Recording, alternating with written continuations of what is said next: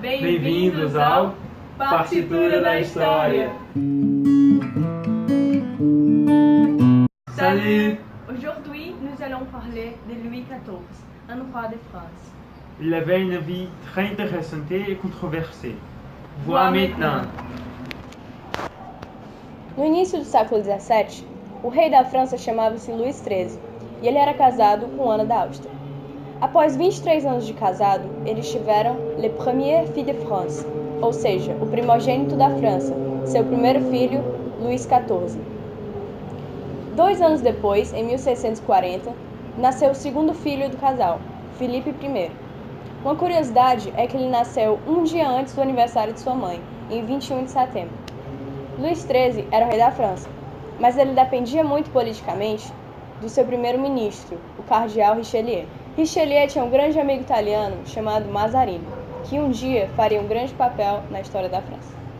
Já em 1639, ele conseguiu a nacionalidade francesa, e em 1641 ele virou cardeal, sem nem mesmo ter sido padre antes. Em 1642, Richelieu morreu, e em 1643, o rei da França, Luís XIII, morreu também. Como Luís XIV era muito jovem para governar, sua mãe, Ana da Áustria, ficou como rainha regente, e Mazarino tornou-se o primeiro-ministro da França. Em 1651, Luís XIV assumiu o trono, com 13 anos. Porém, quem governava de verdade era Mazarino. Apenas em 1661, com a morte de Mazarino, foi que Luís XIV, de fato, assumiu o poder. Quando Luís XIV assumiu o poder, em 1661, de fato, o controlador das finanças, o controlador geral das finanças, era um homem chamado Nicolas Fouquet, com uma ética duvidável. Antes dele, quando ainda governava Mazarino, um homem chamado Jean-Baptiste Colbert foi encarregado de administrar as finanças do Mazarino, certo? Antes do Mazarino morrer, ele indicou esse Colbert para o Luís XIV, certo? Mas o que acontece? O Colbert saiu do controle das finanças e começou a ser o Nicolas Fouquet. Isso o que acontece? O Colbert tentou influenciar o rei Luís XIV a entender que o Nicolas Fouquet havia enriquecido de maneira fraudulenta, de maneira errada. O que na verdade era verdade, mas óbvio que havia interesse do Colbert em continuar como controlador geral das finanças. O que realmente aconteceu? O Nicolas Fouquet foi preso e um ano depois o Colbert já havia sido tornado o novo controlador geral das finanças, certo? O Colbert ele reduziu o déficit da França, o déficit econômico da França. Ele criou novas indústrias e incentivou fabricantes e inventores a produzirem, entendeu? Ele moveu a economia, digamos assim.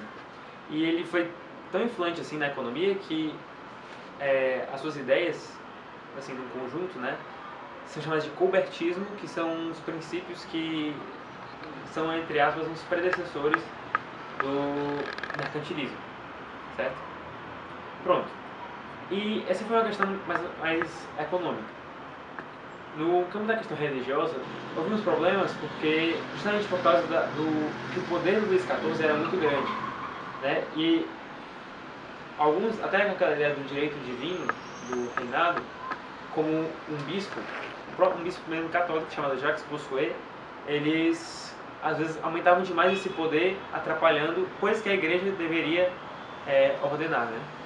Aí o que acontece? Em 1680, o rei Luís XIV, ele tentou influenciar a escolha da superiora de uma congregação.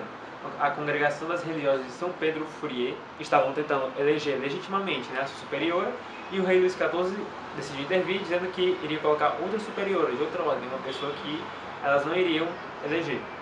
Aí essas religiosas apelaram ao Papa Inocêncio XI, que ele fizesse, por meio de uma bula, que determinasse, né, que as religiosas iriam eleger de maneira legítima, né, da maneira correta, sem a influência do rei. O Papa Inocêncio XI mandou essa bula, sendo que ela foi rejeitada pelo parlamento francês.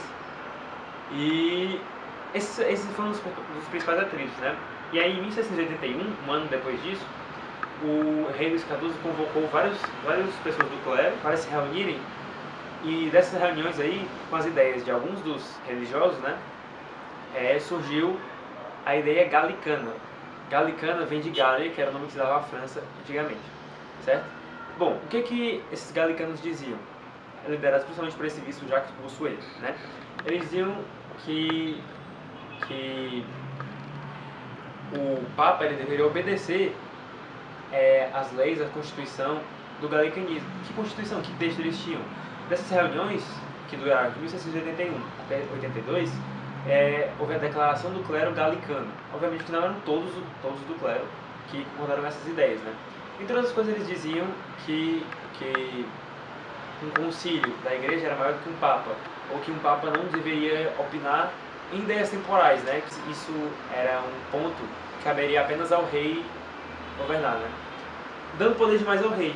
E a igreja foi muito cautelosa com esses galicanos, ainda que eles tivessem essas ideias erradas, porque eles queriam evitar um cisma da forma como ocorreu na Inglaterra, com o rei Henrique VIII.